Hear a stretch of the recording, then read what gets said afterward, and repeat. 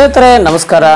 ಮಹಾಭಾರತದ ಕಥಾಮೃತಕ್ಕೆ ತಮ್ಮೆಲ್ಲರಿಗೂ ಮೊದಲನೇದಾಗಿ ಸ್ವಾಗತ ಕೋರುತ್ತೇನೆ.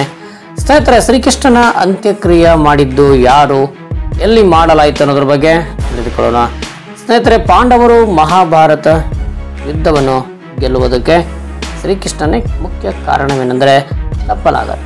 ಪಾಂಡವರಿಗೆ ಮಹಾಭಾರತ ಯುದ್ಧದಲ್ಲಿ ಗೆಲುವನ್ನು ತಂದುಕೊಟ್ಟ ನಂತರ ಶ್ರೀಕೃಷ್ಣ ಮರಣ ಹೊಂದುತ್ತಾನೆ. ಶ್ರೀಕೃಷ್ಣ ಮರಣ ಹೊಂದಿದ ನಂತರ ಆತನ ಅಂತ್ಯ ಸಂಸ್ಕಾರವನ್ನು ಯಾರು ಮಾಡಿದರು, ಯಾವ ಸ್ಥಳದಲ್ಲಿ ಶ್ರೀಕೃಷ್ಣನ ಅಂತ್ಯಕ್ರಿಯೆ ಮಾಡಲಾಯಿತು ಎನ್ನುವುದರ ಬಗ್ಗೆ ತಿಳಿಯೋಣ. ವಿಷ್ಣುದೇವರು ಲೋಕ ಕಲ್ಯಾಣಾರ್ಥವಾಗಿ 24 ಅವತಾರಗಳನ್ನು ತೆಗೆದುಕೊಂಡಿದ್ದಾನೆ ಎಂದು ಧಾರ್ಮಿಕ ಗ್ರಂಥಗಳಲ್ಲಿ ಅನೇಕ ಬಾರಿ ಉಲ್ಲೇಖಿಸಲಾಗಿದೆ. ವಿಷ್ಣುವಿಗೆ 24 ಅವತಾರಗಳಲ್ಲಿ ಶ್ರೀಕೃಷ್ಣನ ಅವತಾರವು ಒಂದಾಗಿದೆ. ವಿಷ್ಣುವಿನ 24 ಅವತಾರಗಳಲ್ಲಿ 10 ಅವತಾರಗಳು ಅತ್ಯಂತ ಪ್ರಮುಖವಾಗಿವೆ. ಇವುಗಳನ್ನು ದಶಾವತಾರ ಎಂದು ಕರೆಯಲಾಗುತ್ತದೆ. ವಿಷ್ಣುದೇವನ ದಶಾವತಾರಗಳಲ್ಲಿ 8ನೇ ಅವತಾರವೇ ಶ್ರೀಕೃಷ್ಣ ಅವತಾರ. ವಿಷ್ಣುದೇವರು ದ್ವಾಪರ ಯುಗದಲ್ಲಿ ಶ್ರೀಕೃಷ್ಣನಾಗಿ ಭೂಮಿಯ ಮೇಲೆ ಜನಿಸುತ್ತಾರೆ. ವಿಷ್ಣುದೇವನು ಭೂಮಿಯ ಮೇಲೆ ಕೃಷ್ಣ ರೂಪವಾಗಿ ಸಾಮಾನ್ಯ ಮನುಷ್ಯನಾಗಿ ಕಾಣಿಸಿಕೊಳ್ಳುತ್ತಾನೆ. ಭೂಮಿಯ ಮೇಲೆ ಯಾವ ಜೀವಿ ಜನಿಸುತ್ತದೆಯೋ ಆ ಜೀವಿ ಒಂದಲ್ಲ ಒಂದು ದಿನ ಈ ಭೂಮಿಯನ್ನು ತೊರೆದು ಹೋಗಬೇಕು. ಭೂಮಿಯ ಮೇಲೆ ಜನನ ಹೇಗೆ ನಿಶ್ಚಿತವೋ ಹಾಗೆ ಸಾವು ಕೂಡ ಖಚಿತ.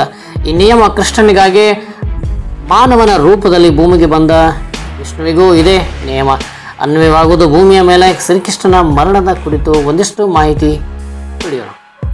ಮಹಾಭಾರತದಲ್ಲಿ ಶ್ರೀಕೃಷ್ಣನಿಗಾಗಿ ಭೂಮಿಯಲ್ಲಿ ಜನಿಸಿದ ವಿಷ್ಣು ದೇವನ ಪಾಂಡವರು ಮತ್ತು ಕೌರವರ ನಡುವೆ ನಡೆದಂಥ ಮಹಾಭಾರತ ಯುದ್ಧದಲ್ಲಿ ಪ್ರಮುಖ ಪಾತ್ರ ವಹಿಸಿದನು. ಮಹಾಭಾರತ ಯುದ್ಧದ ಶ್ರೀಕೃಷ್ಣನು ಅರ್ಜುನ ಸಾರಥಿಯಾಗಿ ನಿಂತು ಪಾಂಡವರ ವಿಜಯಕ್ಕೆ ಮೂಲ ಕಾರಣೀಭೂತನಾದನು. ಕಲಿಯುಗದ ಆರಂಭ ಮಹಾಭಾರತ ಯುದ್ಧ ನಡೆದು ಸುಮಾರು 36 ವರ್ಷಗಳ ಬಳಿಕ ಶ್ರೀಕೃಷ್ಣ ಪರಮಾತ್ಮನು ತನ್ನ ದೇಹವನ್ನು ತೊರೆದನು ಎಂದು ಗ್ರಂಥಗಳಲ್ಲಿ ಉಲ್ಲೇಖಿಸಲಾಗಿದೆ. ಶ್ರೀಕೃಷ್ಣನು ತನ್ನ ದೇಹವನ್ನು ಭೂಮಿಯಲ್ಲಿ ತೊರೆದ ನಂತರ ಭೂಲೋಕದಲ್ಲಿ ಕಲಿಯುಗ ಎನ್ನುವಂಥದ್ದು ಪ್ರಾರಂಭವಾಯಿತು. ದೇಹವನ್ನು ತೊರೆದ ಶ್ರೀಕೃಷ್ಣ ಮಹಾಭಾರತ ಯುದ್ಧದ ನಂತರ ಶ್ರೀಕೃಷ್ಣನು ಎಲ್ಲವನ್ನೂ ತೊರೆದು ಕಾಡಿನಲ್ಲಿ ವಾಸವಾಗಿಲು ಹೋಗುತ್ತಾನೆ. ಆ ಸಮಯದಲ್ಲಿ ಶ್ರೀಕೃಷ್ಣ ಒಂದು ಮರದ ಕೆಳಗೆ ವಿಶ್ರಾಂತಿಯನ್ನು ಪಡೆದುಕೊಳ್ಳುತ್ತಾನೆ.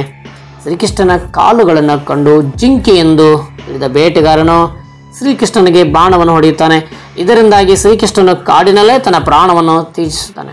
ಶ್ರೀಕೃಷ್ಣನಿಗೆ ಬಾಣ ಬಿದ್ದಿರುವುದು ಕಂಡು ಬೇಟೆಗಾರನು ನನ್ನನ್ನು ಕ್ಷಮಿಸಿ ಎಂದು ತಿಳಿಯದೇ ಬಾಣವನ್ನು ಹೊಡೆದಿದ್ದೇನೆ ಎಂದು ಹೇಳುತ್ತಾನೆ. ಆಗ ಶ್ರೀಕೃಷ್ಣನು, ಇದರಲ್ಲಿ ನಿನ್ನದೇನೂ ತಪ್ಪಿಲ್ಲ, ನಾನು ಭೂಮಿಯನ್ನು ತೊರೆಯುವ ಸಮಯ ಬಂದಿದೆ, ಹಾಗಾಗಿ ನೀನು ನಮ್ಮ ಬಾಣ ನನಗೆ ಬಂದು ತರಬಿದಿತ್ತು ಎನ್ನುತ್ತಾನೆ ಶ್ರೀಕೃಷ್ಣ. ಶ್ರೀಕೃಷ್ಣನ ಅಂತಿಮ ಸಂಸ್ಕಾರ. ಶ್ರೀಕೃಷ್ಣನು ಮರಣ ಹೊಂದಿದ ನಂತರ ಸುದ್ದಿಯನ್ನು ತಿಳಿದ ತಕ್ಷಣ ಪಾಂಡವರು ಶ್ರೀಕೃಷ್ಣನು ಮರಣ ಹೊಂದಿದ ಸ್ಥಳಕ್ಕೆ ಆಗಮಿಸುತ್ತಾರೆ. ಹಾಗೂ ಪಾಂಡವರಲ್ಲಿ ಅರ್ಜುನನು ಶ್ರೀಕೃಷ್ಣನಿಗೆ ಪ್ರಿಯವಾದದ್ದನಾದ್ದರಿಂದ ಸ್ವತಃ ಅರ್ಜುನನೇ ಶ್ರೀಕೃಷ್ಣನ ಅಂತಿಮ ವಿಧಿಗಳನ್ನು ಪೂರ್ಣಗೊಳಿಸುತ್ತಾನೆ. ಶ್ರೀಕೃಷ್ಣನ ಅಂತ್ಯಕ್ರಿಯೆ ನಡೆದ ಸ್ಥಳ ಗುಜರಾತಿನ ಸೋಮನಾಥ ದೇವಾಲಯದ ಬಳಿ ಇರುವ ಹಿರಣ್ಯ, ಸರಸ್ವತಿ ಮತ್ತು ಕಪಿಲಾ ನದಿಗಳ ಸಂಗಮದಲ್ಲಿ ಶ್ರೀಕೃಷ್ಣ ಅಂತ್ಯ ಸಂಸ್ಕಾರ ಅಥವಾ ಅಂತಿಮ ಸಂಸ್ಕಾರ ನಡೆಯುತ್ತೆಂದು ಹೇಳಲಾಗುತ್ತದೆ. ಶ್ರೀಕೃಷ್ಣನು ಮರಣ ಹೊಂದಿದ ನಂತರ ಆತನ ಅಂತ್ಯಕ್ರಿಯೆಯನ್ನು ಪಾಂಡವರೇ ಮಾಡುತ್ತಾರೆ. ಪಾಂಡವರೆಲ್ಲರೂ ಅರ್ಜುನ ಶ್ರೀಕೃಷ್ಣನಿಗೆ ತುಂಬ ಆಪ್ತನಾಗಿದ್ದ ಕಾರಣ ಅವನೇ ಶ್ರೀಕೃಷ್ಣನ ಅಂತ್ಯಕ್ರಿಯೆಯನ್ನು ಮಾಡುತ್ತಾನೆ ಅನ್ನೋ ನಂಬಿಕೆ. ಸ್ನೇಹಿತರೆ, ಈ ವಿಡಿಯೋ ಇಷ್ಟ ಆದರೆ ದಯವಿಟ್ಟು ಶೇರ್ ಮಾಡಿ, ಲೈಕ್ ಮಾಡಿ, ಕಮೆಂಟ್ ಮಾಡಿ. ಇನ್ನೂ ನಮ್ಮ ಯೂಟ್ಯೂಬ್ ಚಾನಲ್ ಯಾರು ಸಬ್ಸ್ಕ್ರೈಬ್ ಮಾಡಿಲ್ಲ ಕೂಡಲೇ ನಮ್ಮ ಚಾನಲ್ನ ಸಬ್ಸ್ಕ್ರೈಬ್ ಮಾಡಿ ಅಂತೇಳಿ ನಮ್ಮಲ್ಲಿ